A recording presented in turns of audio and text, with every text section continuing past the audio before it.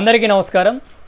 ఆంధ్రప్రదేశ్ రాష్ట్ర ఆపద్ధర్మ ముఖ్యమంత్రి వైఎస్ జగన్మోహన్ రెడ్డి గారు రానున్న ఎన్నికల సందర్భంగా ప్రచారం చేస్తున్నటువంటి తరుణంలో విజయవాడలో ప్రచారం జరుగుతున్న సందర్భంలో ఎవరో ఒక ఆగంతకుడు తెలియనటువంటి వ్యక్తి చిన్న పిల్లలు ఆడుకునేటువంటి ఒక చిన్న గులకరాయి తీసి వేయడంతో ఆయన తలకు గాయమైందని, ఆ గాయం వల్ల ప్రాణాపాయ స్థితికి వెళ్ళిపోయేటువంటి ప్రమాదం ఉందని, లేకపోతే ఆయన ప్రాణాలు పోయేవని, లేకపోతే కళ్ళు పోయేదని, లేకపోతే మెదడు పోయేదని, ఇలా అనేక అపోహలను క్రియేట్ చేస్తూ ఉంది వైఎస్ఆర్సీపీ పార్టీకి చెందినటువంటి నాయకులు కావచ్చు, కార్యకర్తలు కావచ్చు. గడిచిన 4-5 రోజులుగా రాష్ట్రంలో జరుగుతున్నటువంటి ప్రచారాన్ని మనం చూస్తున్నాం. అంటే యావత్ ఆంధ్రప్రదేశ్ రాష్ట్రం మీదే దాడి జరిగిన విధంగా వారి యొక్క ప్రచార ఆర్భాటం ఉంది.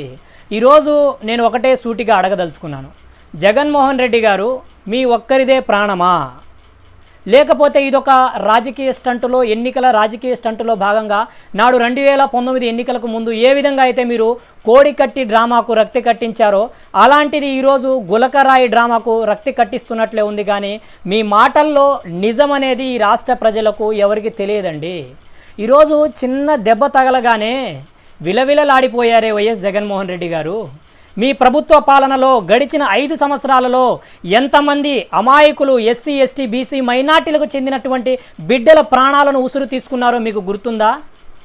డాక్టర్ సుధాకర్ గుర్తున్నారా? వైఎస్ జగన్మోహన్ రెడ్డి గారు కరోనా కష్టకాలంలో ఒక పేద కుటుంబంలో జన్మించి తన కష్టాన్ని నమ్ముకొని అంచెలంచెలుగా ఎదిగి ఒక అనస్థీసియా డాక్టర్గా సేవలు అందిస్తున్నటువంటి డాక్టర్ సుధాకర్ కరోనాలో మాకు ప్రాణాపాయమైనటువంటి ప్రమాదం ఉంది, మాస్కుల్ని ఇవ్వండి ముఖ్యమంత్రి గారు అని అడిగినందుకు డాక్టర్ సుధాకర్ గారిని మీ ప్రభుత్వం, మీ పోలీస్ వ్యవస్థ మీరు ఏ విధంగా వేధించి హింసించి ఆయనకు ఆయనే గుండెపోటుతో చనిపోయేలా ఒక పిచ్చివాడిలా చిత్రీకరించి ఒక ఉన్నత విద్యావంతుణ్ణి మీరు ఏ విధంగా అయితే హత్య చేశారో గుర్తుందా జగన్మోహన్ రెడ్డి గారు? డ్రైవర్ సుబ్రహ్మణ్యం గుర్తున్నాడా? మీ ఎమ్మెల్సీ అనంతబాబు అతి కిరాతకంగా చంపి ఆ శవాన్ని తీసుకెళ్ళి వాళ్ళ ఇంటి ముందు డోర్ డెలివరీ చేసి తిరిగి 2 నెలలు గడవక ముందే జైల్లోంచి బయటకు వచ్చి ఈరోజు మీరు వారి మీద భుజాల మీద చెయ్యేసుకొని చట్టాపట్టాలు వేసుకొని తిరుగుతున్నారే. అంటే ప్రాణం మీ ఒక్కరిదే ప్రాణమా జగన్మోహన్ రెడ్డి గారు? సామాన్యుడి ప్రాణంకి విలువ లేదా? మీకు చిన్న దెబ్బ తగలగానే అంత ఆర్భాటం చేసి రాష్ట్రం మీద దాడి జరిగినట్టు ఒక ప్రచారాన్ని చేస్తున్నారే. ఎంతమంది అమాయక ప్రజలను, ఎంతమంది అమాయకులను మీరు బలి తీసుకున్నారో మీకు గుర్తుంది కదా? అమర్నాథ్ గౌడ్ గుర్తున్నారా జగన్మోహన్ రెడ్డి గారు? మీకు 10వ తరగతి చిన్న కుర్రవాడు, ముక్కు పచ్చలారనటువంటి కుర్రవాడు రాబోయే రోజుల్లో ఈ రాష్ట్రంలో ఒక ఉన్నత స్థాయిలో స్థిరపడవలసినటువంటి ఒక యువకుడిని తన అక్కను వేధిస్తున్నారు, తన అక్కను వేధించడం సరైనటువంటి విధానం కాదని ఎదురు తిరిగినందుకు అతి కిరాతకంగా, అతి పాశవికంగా చంపి పెట్రోల్ పోసి తగలబెట్టారు కదా జగన్మోహన్ రెడ్డి గారు. మీకు గుర్తులేదా? డాక్టర్ అచ్చెన్న గుర్తులేరా? ఈ రాష్ట్రంలో ఎంతమంది ప్రజల ప్రాణాలను మీ ప్రభుత్వం తీసుకుందో మీకు గుర్తులేదా జగన్మోహన్ రెడ్డి గారు? సాక్షాత్తు ఒక సిట్టింగ్ ఎంపీ రఘురామకృష్ణరాజు గారిని మీ సిఐడి పోలీసులు అతి కిరాతకంగా వేధించి హింసించి అరికాళ్ల మీద బొబ్బలు వాలేటట్టు ఒళ్ళు మొత్తం గుల్ల చేసి ఘోరాతి ఘోరంగా వేధించి హింసించి ఒక ఎంపీకే రక్షణ కల్పించలేనటువంటి పరిస్థితుల్లో ఈ రాష్ట్రాన్ని తీసుకువెళ్ళింది మీరు కాదా జగన్మోహన్ రెడ్డి గారు? ఎందరో అమాయక బిడ్డల్ని మీ ప్రభుత్వంలో మీ ఎమ్మెల్యేలు, మీ నాయకులు ప్రాణాలను తీసుకున్నారో మీకు తెలియదా? సాక్షాత్తు మీ బాబాయ్ వైఎస్ వివేకానంద రెడ్డి గారిని చంపింది ఎవరు జగన్మోహన్ రెడ్డి గారు?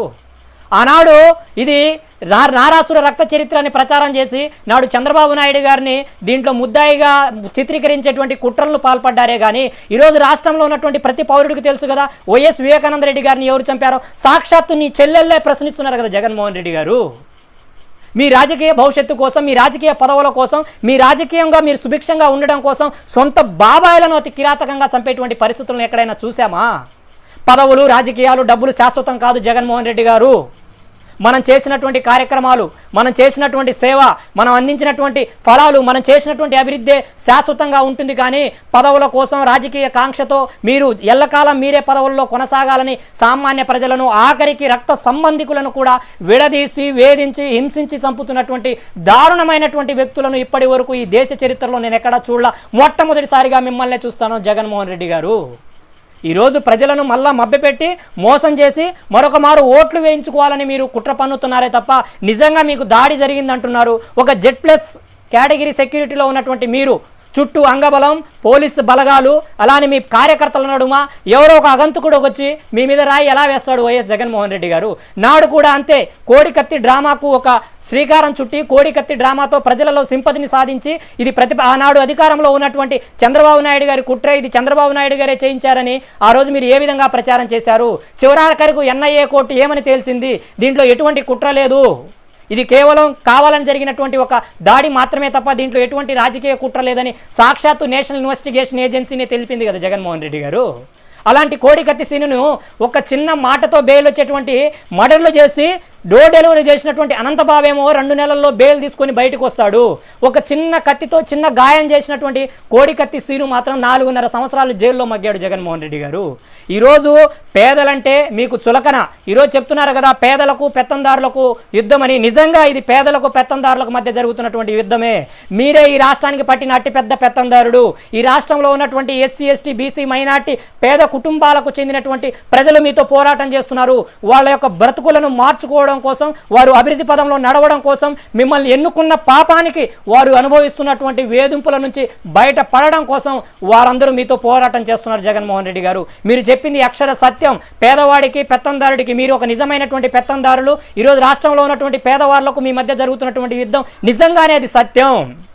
ఇప్పటికైనా ఈ యొక్క అసత్య ప్రచారాలు, ఈ యొక్క డ్రామాలకు రక్తి కట్టించడాలు, ఈ యొక్క కొత్త నటనలకు శ్రీకారం చుట్టడాలను మానుకోండి. నిజంగా మీరు చెప్తున్నారు కదా మే రాష్ట్రంలో దేశంలో ఏ రాష్ట్రంలో అందివ్వలేనన్ని సంక్షేమ పథకాలను అందించాం, ప్రతి పేదవాడికి సంక్షేమాన్ని అందిస్తున్నామని మీరు చెప్పారు కదా. మరి నిజంగా మీకు వైనాట్ 175 అని కూడా అంటున్నారు కదా. మరి 175 స్థానాల్లో మీరు గెలిచేటువంటి పరిస్థితి ఉంటే ఇలాంటి కొత్త డ్రామాలకు శ్రీకారం చుట్టాల్సినటువంటి అవసరం ఏముంది? ఇలాంటి నటనలకు శ్రీకారం చుట్టి ప్రజలను మరోమారు మభ్యపెట్టి మోసం చేసి ఓట్లు వేయించుకోవాలనే కుట్రలు పన్నడానికి అవకాశం ఏముంది జగన్మోహన్ రెడ్డి గారు? ఆనాడు కూడా కోడికత్తి సీను కేసుని పెంచి పెంచి పెంచి ఇప్పటికి కూడా ఆ దాడి ఎందుకు జరిగిందో తేలినటువంటి పరిస్థితి. ఎందుకంటే ఆ దాడి మీరే చేయించుకున్నారు కాబట్టి దాంట్లో సత్యాలు బయటికి రాలేదు. అలాంటి ఘటనే ఈరోజు ఈ గులకరాయి ఘటన తప్ప మరొకటి కాదనేది అక్షర సత్యం. మీ ఒక్కరిదే ప్రాణాలు కాదు ముఖ్యమంత్రి గారు. నిజంగా ఈరోజు మీ మీద దాడి జరిగిందంటే ఎవరి వైఫల్యం? నిజంగా ఈ దాడి జరిగిందనే భావన అనుకుందాం.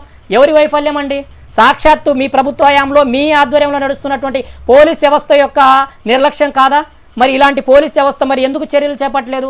ఆ రోజు డ్యూటీలో ఉన్నటువంటి అధికారుల మీద ఎందుకు కఠినమైనటువంటి చర్యలను చేపట్టి వాళ్ళని విధుల నుంచి ఎందుకు తొలగించలేదు?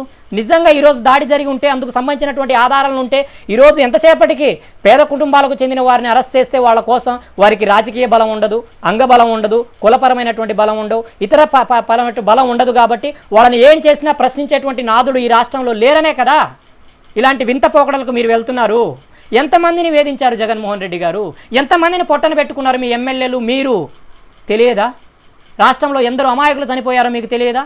ఒక్కసారి ఆ లిస్టు చదువుతా చూడండి. ఒక్క ఎస్సీల మీద జరిగినటువంటి దాడులకు సంబంధించి డ్రైవర్ సుబ్రహ్మణ్యం కావచ్చు, డాక్టర్ సుధాకర్ కావచ్చు, బాలరాజు కావచ్చు, గిరీష్ కావచ్చు, శ్యామ్ కావచ్చు, కర్రి శ్రీకాంత్ కావచ్చు, డాక్టర్ అచ్చెన్న కావచ్చు, నడింపల్లి రాజు కావచ్చు, వరప్రసాద్ కావచ్చు, రమ్య కావచ్చు, స్నేహతలత కావచ్చు, ఓం ప్రతాప్ కావచ్చు, జడ్జి రామకృష్ణ కావచ్చు, కిరణ్ కుమార్ కావచ్చు, ఇలా చెప్పుకుంటూ పోతే ఒక బారెడు లిస్ట్ ఉంది జగన్మోహన్ రెడ్డి గారు. మీ ప్రభుత్వంలో మీరు చేసినటువంటి హత్యలు కావచ్చు, పోలీసులను అడ్డం పెట్టుకొని, సిఐడిని అడ్డం పెట్టుకొని, మీకు జాగిరి చేస్తూ మీకు భజన చేస్తున్నటువంటి కొందరు అధికారులను అడ్డం పెట్టుకొని ఎందరిని వేధించారో మీరు తెలుసా?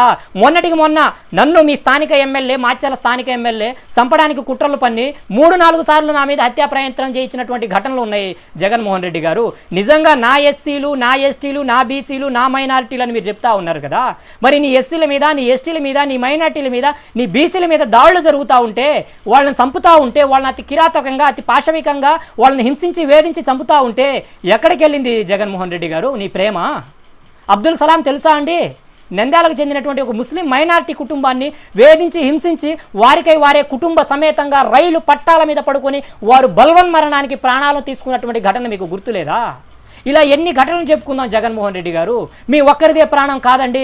ఒక రాష్ట్రానికి ఒక పెద్ద దిక్కుగా, ఒక ముఖ్యమంత్రిగా, ఈ రాష్ట్రానికి పెద్దన్న పాత్ర పోషించవలసినటువంటి ఒక ముఖ్యమంత్రి రాష్ట్రంలో జరుగుతున్నటువంటి ప్రతి చిన్న కారణానికి బాధ్యత తీసుకొని ఆ రాష్ట్ర ప్రజలను ఒక అన్నలాగా, ఒక తండ్రిలా కాపాడుకోవాల్సినటువంటి మీరే, మీ ప్రభుత్వంలో ఉన్నటువంటి నాయకులే, మీ ఎమ్మెల్యే, మీ నాయకులే వారిని అతి కిరాతకంగా వేధించి హింసించి చంపినప్పుడు ఎక్కడికి వెళ్ళింది జగన్మోహన్ రెడ్డి గారు ఈ ప్రేమ? ఎక్కడికి వెళ్ళింది ఈ విశ్వసనీయత? ఎక్కడికి వెళ్ళింది నా ఎస్సీలు, నా ఎస్టీలు, నా బీసీలు, నా మైనార్టీ అనేటువంటి పదం? మీ ఒక్కరిదే ప్రాణమా? ఒక చిన్న గాయం అవగానే విలవిలలాడిపోయి రాష్ట్రంలో ఏదో ఒక పెద్ద ఉద్బోధ వచ్చేసినట్టు, ఒక ప్రళయం వచ్చేసినట్టు, ఒక తుఫాను వచ్చేసినట్టు, ఒక వరద వచ్చేసినట్టు క్రియేట్ చేసి ఏదో సోషల్ మీడియా వేదికలుగా తప్పుడు ప్రచారాలు చేస్తున్నారే. ఇప్పుడు దీన్ని కూడా టీడీపీ పార్టీకి ఆపాదించి ఇది కూడా టీడీపీ చేసినటువంటి కుట్రే, ఇది కూడా టీడీపీ చేయించినటువంటి దాడే అని మీరు ఒక వక్రీకరణ చేయడాలని చూస్తున్నారే తప్ప నిజంగా మీ మాటలలో కానీ, మీరు చేస్తున్నటువంటి అభూత కల్పనలో కానీ, మీరు చేస్తున్నటువంటి తప్పుడు ప్రచారాలను ఈరోజు రాష్ట్రంలో ఉన్నటువంటి ప్రజలు నమ్మేటువంటి పరిస్థితుల్లో లేరు జగన్మోహన్ రెడ్డి గారు. ఎందుకంటే మీరు వేధించినటువంటి హింసలు, మీరు పెట్టినటువంటి కష్టాలు, మీరు గురి చేసినటువంటి ప్రాణాలు, మీరు తీసుకున్నటువంటి ప్రాణాల విలువ ఈరోజు రాష్ట్రంలో ఉన్నటువంటి ప్రజలందరూ చూశారు. ఈరోజు రాష్ట్రంలో ఉన్నటువంటి ప్రజలు సంక్షేమానికి, అభివృద్ధికి పట్టం కట్టట్లేదు. వాళ్ళ స్వేచ్ఛ కోసం ప్రతి పౌరుడు, రాష్ట్రంలో ఉన్నటువంటి ప్రతి పౌరుడు స్వేచ్ఛగా బ్రతికేటువంటి వాతావరణం కోసం ఈరోజు రాబోయేటువంటి రోజుల్లో మీ ప్రభుత్వాన్ని గద్దె దించడానికి రాష్ట్రంలో ఉన్నటువంటి ప్రజలందరూ కంకణం కట్టుకున్నారు. కాబట్టి ఆ ప్రజలలో మరోమారు ఒక సింపతిని క్రియేట్ చేసుకోవడానికే ఈ గులకరాయి దాడి చేయించుకున్నారని ఈరోజు రాష్ట్రంలో ఉన్నటువంటి ప్రజలు చర్చించుకుంటున్నారే తప్ప ఇది నిజంగా జరిగినటువంటి దాడిగా ఎవరు నమ్మేటువంటి పరిస్థితి రాష్ట్రంలో లేదు జగన్మోహన్ రెడ్డి గారు. ఇలాగే ఈ మేకాపులి కథలను ఎన్నిసార్లు చెప్తారు? ఒక్కసారి ఎవరైనా సరే ఒక్కసారి విశ్వసిస్తారు, ఒక్కసారి నమ్ముతారు, ఒక్కసారి గౌరవిస్తారు, ఒక్కసారి ఉన్నత శిఖరాలపై నిలబెడతారు. ఈరోజు రాష్ట్రంలో, ఈ దేశంలో ఇప్పటి వరకు ఈ రాష్ట్రంలో మీకు ఇచ్చినంత మెజారిటీ 151 స్థానాల్లో మీ ప్రభుత్వాన్ని స్థాపించినటువంటి మెజారిటీ ఇప్పటి వరకు లేదు. అలాంటిగే మీకు 151 స్థానాలను మీకు కల్పిస్తే మీరు ఏం చేశారు జగన్మోహన్ రెడ్డి గారు? పేదలను హింసించడమే కదా. పెత్తందారులను అడ్డం పెట్టుకొని కొందరు ఒకే సామాజిక వర్గానికి చెందినటువంటి నాయకులను పక్కన పెట్టుకొని వాళ్ళు ఆడిందే ఆట, పాడిందే పాట, వాళ్ళు చేసిందే చట్టం, వాళ్ళు నడిచిందే న్యాయం అన్నట్లు ప్రజలను వేధించి హింసించారే తప్ప మీరు అందించినటువంటి సంక్షేమం ఏంటి? మీరు ఇచ్చినటువంటి సంక్షేమ ఫలాలేంటి? మీరు చేసినటువంటి అభివృద్ధి ఏంటి? ఈరోజు రాష్ట్రంలో రాజధాని లేని రాష్ట్రంగా తీర్చిదిద్దేసి ఈ రాష్ట్రాన్ని అధోపాతాళానికి తొక్కేశారు కదా జగన్మోహన్ రెడ్డి గారు. ఇంకా ఈ కొత్త డ్రామాలను శ్రీకారం చుట్టి ఈ కొత్త డ్రామాలతో ఎవరిని మభ్యపెట్టాలని చూస్తున్నారు? ఎవరిని మోసం చేయాలని చూస్తున్నారు? కాబట్టి ఇప్పటికైనా ఈ అసత్య ప్రచారాలు, ఈ తప్పుడు డ్రామాలు, ఈ యొక్క డ్రామాలకు రక్తి కట్టించే వ్యవహారాలకు సొప్తి పలికి నిజంగా విశ్వసనీయతతో ప్రజలలోకి వెళ్ళి మీరు చేసినటువంటి సంక్షేమాల గురించి, మీరు చేసినటువంటి అభివృద్ధి గురించి, మీరు చేసినటువంటి అభివృద్ధి ఫలాల గురించి ప్రజలను చెప్పుకొని ఓట్లను అడగండి. తప్పకుండా మీరు చేసింది మంచిదైతే, మీరు చేసింది నిజంగా గొప్పగా ఉండుంటే ప్రజలు మీకు మరొక మారు మీ ప్రభుత్వాన్ని స్థాపించేటువంటి పరిస్థితి ఉంటుంది కదా. అలాంటిది లేదు కాబట్టే ఈరోజు ప్రజలు మిమ్మల్ని నమ్మటం లేదు కాబట్టే మరోమారు ప్రజలను మోసం చేసి వంచడానికే ఇలాంటి కుట్రలకు మీరు తెరలేపుతున్నారు తప్ప మరొకటి లేదనేది అక్షర సత్యం. కనుక ఇప్పటికైనా మీ విధానాలను మానుకొని రాబోయే రోజుల్లో కనీసం ప్రతిపక్ష పాత్రలో ఉంటారో లేదో కూడా తెలియనటువంటి పరిస్థితి. ప్రతిపక్ష పాత్రలో ఉంటే ఈ రాష్ట్రానికి అభివృద్ధి కావాల్సినటువంటి విధంగా తోడ్పాటును అందించండి. కానీ ఈ రాష్ట్రాన్ని ఖూనీల రాష్ట్రంగా, మర్డర్ల రాష్ట్రంగా, మానభంగాల రాష్ట్రంగా, రక్తపు టేరులను పారించి ఈ రాష్ట్రానికి అధోగతి పట్టించకండి ఈ సందర్భంగా నేను మీకు తెలియజేస్తా ఉన్నాను. ముఖ్యమంత్రి గారు, ముఖ్యమంత్రిగా మీరు డ్రామాలను కట్టిబెట్టండి, విశ్వసనీయతో ముందుకు వెళ్ళండి. ఆ రోజే ఈ ప్రజలు మిమ్మల్ని నమ్మేటువంటి పరిస్థితి ఉంది. కానీ ఇలాంటి కొత్త డ్రామాలతో ప్రజలను మోసం చేసి మభ్యపెట్టాలంటే ఈరోజు రాష్ట్రంలో ఉన్నటువంటి ప్రజలు నమ్మేటువంటి పరిస్థితి లేదని ఈరోజు స్పష్టంగా నేను తెలియజేస్తా ఉన్నాను. ముఖ్యమంత్రి గారు, ఈ యొక్క దళితుల ఉసురులు, ఈ గిరిజనుల ఉసురులు, ఈ పేదల ఉసురును తీసుకున్నటువంటి మీకు ఆ పాపం తప్పకుండా తగులుతుంది. మీ ప్రభుత్వం కుప్ప కూలబోతుంది. ఇది అక్షర సత్యం. గుర్తుపెట్టుకోండి, సర్దుకోండి. సమయం అయిపోయింది. బయలుదేరండి ముఖ్యమంత్రి గారు.